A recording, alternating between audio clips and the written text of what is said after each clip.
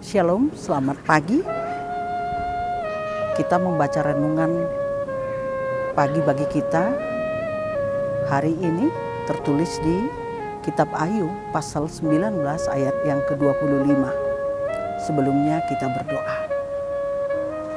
Terima kasih Tuhan atas kasih-Mu yang boleh kami rasakan juga pada pagi hari ini.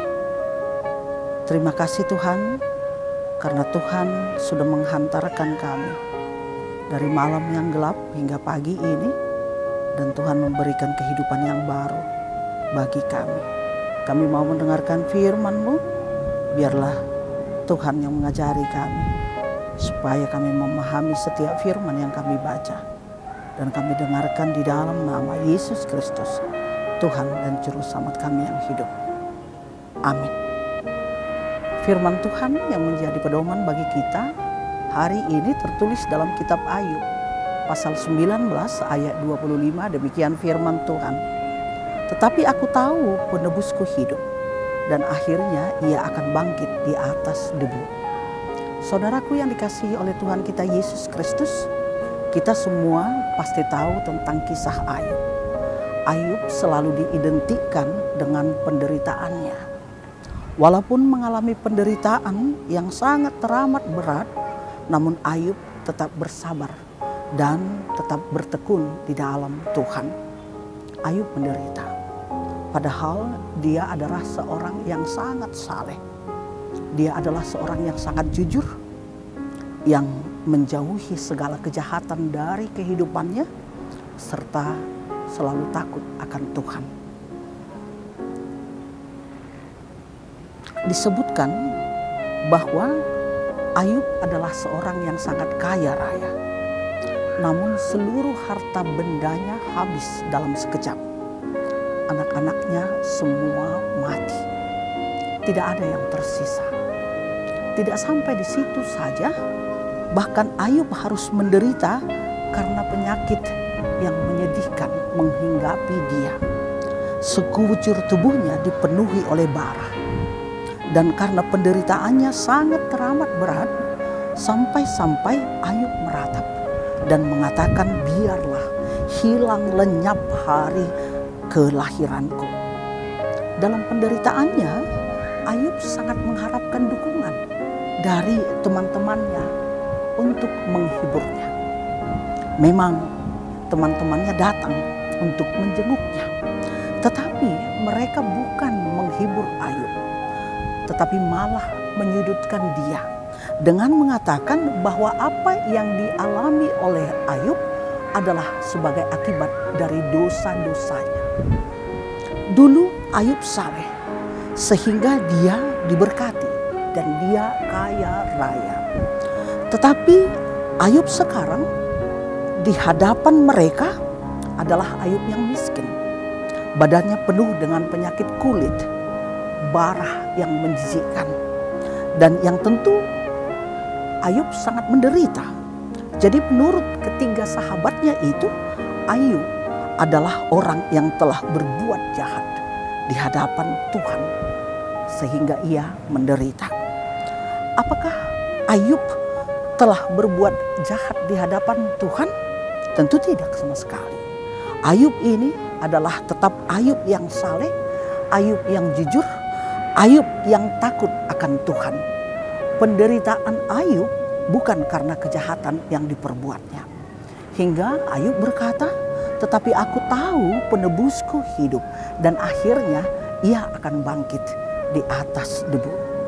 Dan dengan kesetiaan imannya kepada Tuhan, meski dalam penderitaan yang sangat teramat berat, Ayub pun berkata, juga sesudah kulit tubuhku sangat rusak, tanpa dagingku pun aku akan melihat Allah, yang aku sendiri akan melihat memihak kepadaku. Mataku sendiri menyaksikannya dan bukan orang lain. Saudaraku yang dikasihi Tuhan, semua manusia, baik yang saleh, baik yang jujur, baik yang takut akan Tuhan, maupun orang yang jahat, pada akhirnya semua akan mati. Sama seperti Adam dan Hawa yang harus takluk kepada kematian jasmania. Hukum kematian kekal telah diberlakukan. Terjadi pemisahan kekal dari Allah karena ketidaktaatan Adam dan Hawa.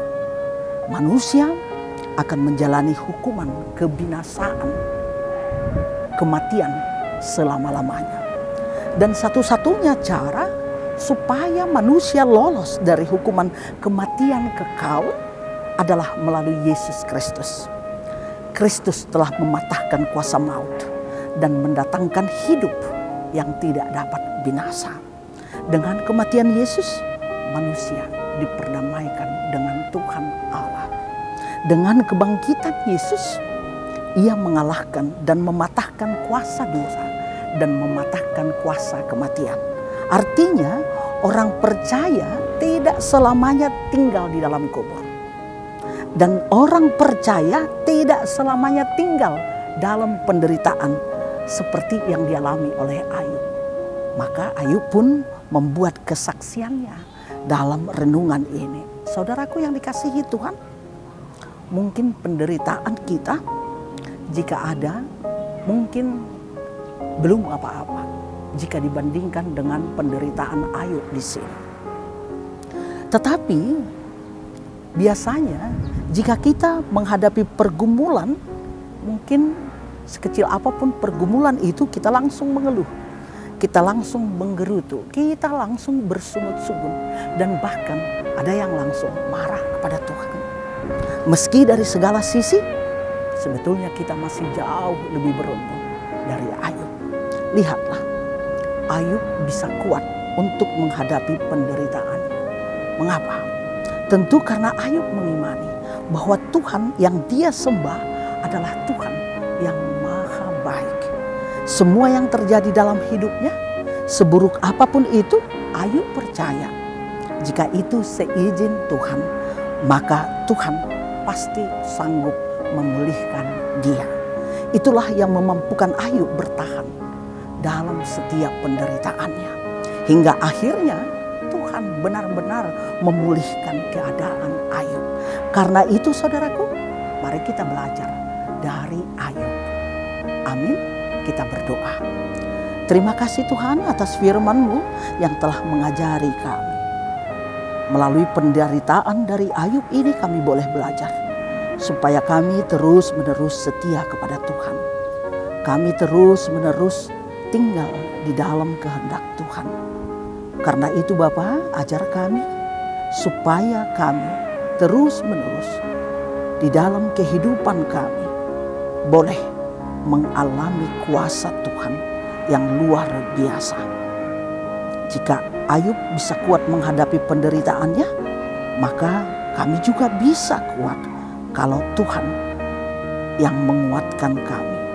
Karena kami percaya Tuhan pasti sanggup memulihkan kami. Terima kasih Tuhan atas firman-Mu ini. Berkati kami untuk menjalani kehidupan kami dalam satu hari ini. Di dalam nama Yesus Kristus, Tuhan dan Juru Selamat kami yang hidup. Amin. Terima kasih sudah mendengarkan firman ini. Biarlah kita terus-menerus tinggal di dalam Tuhan, berjalan bersama dengan Tuhan. Tuhan memberkati kita. Shalom.